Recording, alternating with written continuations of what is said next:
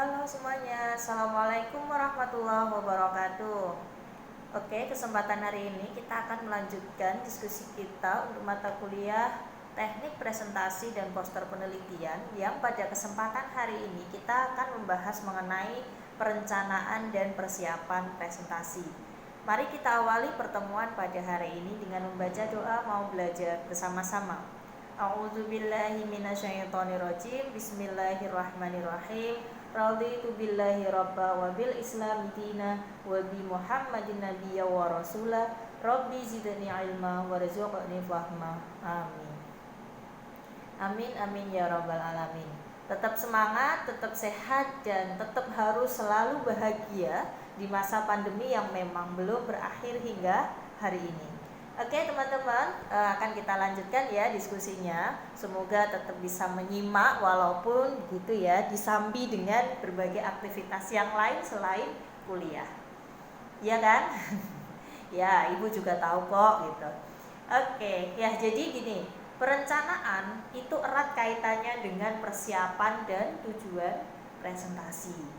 Bahwa ketika kita melakukan presentasi itu harus benar-benar kita siapkan, tidak kemudian serta-merta kita harus siap begitu ya, tanpa persiapan, tanpa menyiapkan segala sesuatunya yang harus kita sajikan di sebuah presentasi, khususnya adalah presentasi hasil penelitian.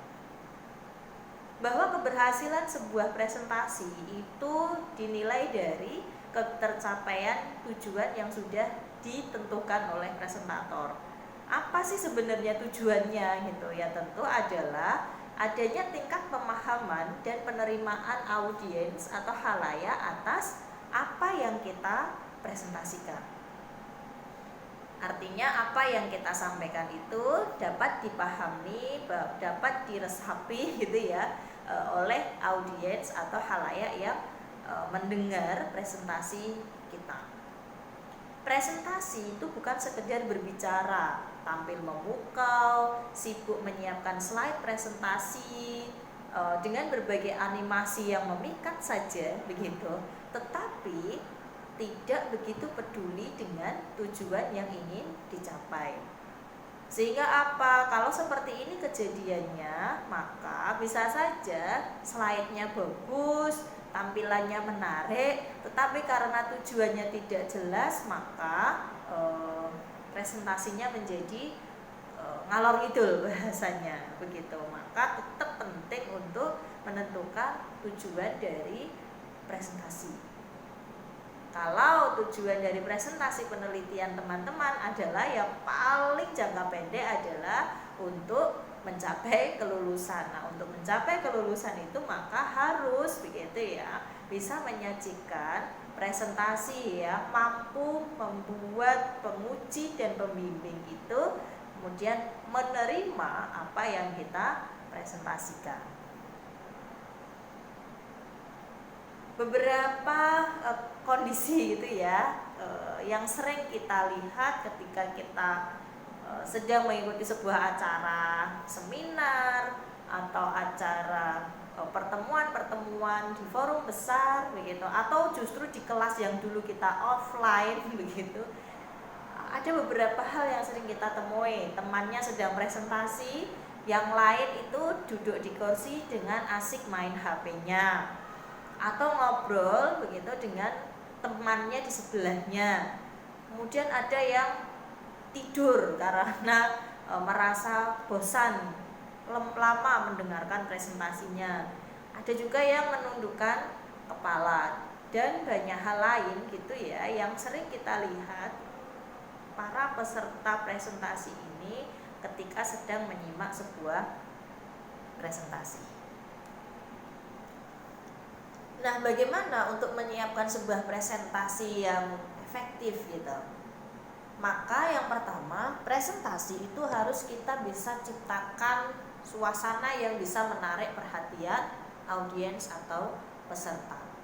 Yang kedua, isi presentasi disajikan secara sistematis dengan penjelasan yang sesuai dengan tingkat nalar atau kemampuan mencerna, kemampuan menerima para pesertanya atau pendengarnya memberikan contoh, ilustrasi dan argumen yang sangat kuat gitu ya, sehingga orang itu ketika mendengar penjelasan kita itu kemudian meyakini kevalitan atas apa yang kita sampaikan. Kemudian ada rencana tindak lanjut. Ini kalau di dalam presentasi hasil penelitian, nanti rencana tindak lanjut kita tentu yang pertama adalah revisi. Yang kedua itu adalah publikasi di jurnal nasional. Gitu. Ini beberapa hal yang kita bisa lakukan untuk mengupayakan sebuah presentasi yang efektif. Nah, bagaimana teknik gitu ya? Teknik ketika kita sedang melakukan presentasi. Jadi kita bisa bagi waktunya itu mulai dari persiapan pada saat presentasi hingga nanti pada closing gitu ya, penutupan presentasi. Nah, pada sebelum presentasi dimulai, maka yang pertama adalah kita sebagai seorang presentator itu seharusnya dan kalau saya wajib gitu ya, wajib datang sebelum penjadwalannya dimulai. Misal jadwal presentasi kita itu jam 10, maka selambatnya setengah jam sebelumnya atau jam 9.30 itu kita sudah berada di lokasi presentasi. Yang kedua, berpakaian secara sopan sesuai dengan forum yang ada. Karena kita ini akan menyiapkan presentasi untuk hasil penelitian kita, maka pakaian yang kita gunakan adalah pakaian di forum sebuah acara formal di lingkup khalayak yang berasal dari berbagai background pendidikan begitu, tapi utamanya adalah dari lingkungan perguruan tinggi. Kemudian yang ketiga, cek semua persiapan mulai dari materi, alat bantunya, kondisi tempat kita akan melakukan presentasi. Seringkali gitu ya teman-teman, kita itu kurang mempersiapkan hal-hal teknis ketika akan melakukan presentasi. Merasa gitu ya semua sudah siap, materi sudah ada di flash disk atau di laptop, kemudian PPT sudah siap, LCD tidak ada masalah dan sebagainya. Tetapi ternyata begitu ya, pada kenyataannya tidak sedikit ketika menjelang presentasi itu ada alat bantu yang bermasalah. Misal tadi materi sudah disiapkan di flash disk, tiba-tiba flash disknya kena virus atau flash disknya ketinggalan di rumah. Atau hal yang lain, misalnya merasa karena sudah di kampus begitu, maka pasti semua peralatan sudah aman-aman saja sehingga tidak melakukan pengecekan sebelumnya. Ternyata LCD-nya mati atau memerlukan HDMI dan kita harus mencari pinjaman.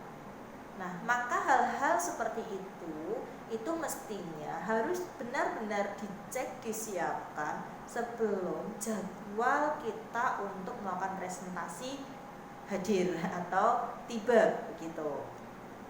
Hal sepele itu bisa menyebabkan konsentrasi kita hilang. Kenapa? Karena kemudian yang muncul adalah gugup. Aduh, materiku ketinggalan, aduh flash diskku kena virus, aduh LCD-nya rusak, aduh harus pinjam HDMI dan sebagainya. Maka tenaga dan pikiran kita nanti sudah akan terforsir pada bagaimana menyiapkan alat bantu presentasi itu untuk supaya presentasi berjalan. Bisa-bisa kita akan kemudian blank materi yang sudah dipelajari sebelumnya.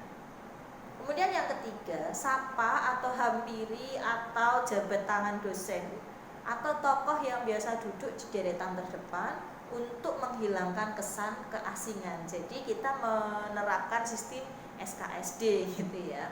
sok kenal, sok dekat. Tetapi kan kalau dengan dosen-dosen, teman-teman sudah semuanya dekat ya. Jadi bukan SKSD lagi, tapi itu bagian dari membangun kepercayaan diri kita sebelum kita menghadapi presentasi hasil penelitian. Itu beberapa hal yang perlu kita siapkan sebelum presentasi berlangsung. Nah, berikutnya ketika presentasi mulai dan sedang berjalan gitu. Jadi akan dimulai dan sedang berjalan. Maka seorang presentator itu yang pertama adalah wajib menguasai ruangan. Artinya menguasai ruangan adalah bisa melihat seluruh sisi yang ada di ruangan itu, bukan hanya pada satu sisi saja. Misal atapnya gitu ya, atap ruangan atau pojok ruangan. Maka ini menunjukkan kalau presentator belum menguasai ruangannya. Jadi kuasai dulu ruangannya. Hadapi ruangan itu menjadi sahabat kita selama melakukan presentasi. Dan yang kedua, sapa hadirin atau peserta gitu ya. Kalau dalam nanti diseminasi hasil penelitian ya, peserta-peserta diseminasi hasil penelitian dengan bahasa yang sangat familiar dan penuh kedekatan gitu. Ya kalau bahasa gaul kalian kan hai guys dan sebagainya. Tetapi kalau di forum ini mungkin tidak dengan guys gitu ya, hanya nanti menyampaikan dengan senyuman, dengan nada yang ramah gitu. Yang ketiga, bangun kesan pertama yang meyakinkan. Untuk membangun kesan pertama yang meyakinkan ini gitu, teman-teman bisa menyajikan di tahap awal itu adalah gestur kita gitu. Gestur kita itu meyakinkan gitu ya. Tidak kesannya tidak percaya diri. Kalau bahasanya orang Jawa itu ingah-ingih gitu ya, atau minder gitu. Sehingga orang itu melihat gestur kita yang pertama itu sudah orang ini berkualitas ini, cukup nanti menguasai materi yang akan disajikan. Berikutnya, maksimalkan 7 detik pertama dengan sebaik-baiknya. Karena di dalam teori public speaking menjelaskan bahwa keberhasilan seseorang berpidato atau melakukan presentasi itu ditentukan pada 7 detik pertama saat tampil di depan publik. Nah ini 7 detik pertama sangat singkat lah ini. Maka teman-teman harus pandai-pandai gitu ya, memanfaatkan momen pertama Anda ketika berada di depan publik untuk kemudian membuat publik itu merasa tertarik dengan Anda. Apa yang bisa dilakukan begitu? Salah satunya adalah menyajikan data yang fenomenal yang berkaitan dengan apa yang akan Anda jelaskan pada hasil penelitian. Data yang fenomenal itu bisa diambil gitu ya dari mungkin pemberitaan-pemberitaan yang ada di media massa. Tetapi harus diingat, data fenomenal itu harus sesuai dengan topik penelitian yang kita sajikan. Maknanya data fenomenal apa? Yaitu data-data yang bisa membuat khalayak itu merasa kaget-kaget gitu ya, atau merasa oh seperti itu toh, oh iya ya gitu.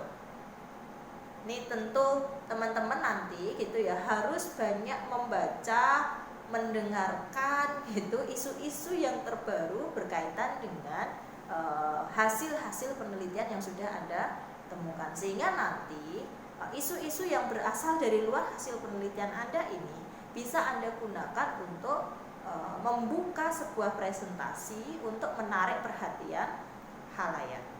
Contoh misalnya ketika kita meneliti tentang kekerasan pada perempuan dan anak di Kabupaten Gunung Kidul misalnya, maka sebelum masuk pada inti dari proposal hingga hasil penelitian, kita sajikan dulu bagaimana bentuk-bentuk kekerasan yang dialami oleh anak maupun ibu yang ada di Gunung Kidul, atau mungkin faktor-faktor yang menyebabkan. Bisa datanya diperoleh dari dinas gitu ya, yang berkaitan dengan perempuan dan anak, atau dari berita-berita yang ada di media sosial. Berikutnya, sampaikan materi secara sistematis dan berurutan. Ada hubungan sebab akibat atau kausal, argumentatif begitu ya. Teori-teori pendukung didukung dengan data yang akurat. Kemudian pengujiannya disampaikan, bagaimana relevansi metodologi yang digunakan dengan penelitian yang dijalankan, hasil yang diperoleh seperti apa, itu harus kita sajikan secara runut sampai nanti pada kesimpulan dan sarannya. Bahkan jika nanti ada rekomendasi, bisa juga disampaikan di dalam presentasi. Berikutnya adalah gunakan alat bantu sesuai dengan kebutuhan. Jangan berlebihan, tapi juga jangan seadanya, agar perhatian audiens tidak kemudian teralihkan kepada hal yang lain. Kalau kita berlebihan membuat alat bantu, bisa saja orang kemudian hanya akan fokus pada alat bantunya, tetapi tidak fokus pada materi yang diberikan. Kemudian yang berikutnya adalah pelihara komunikasi tatap muka selama penyajian.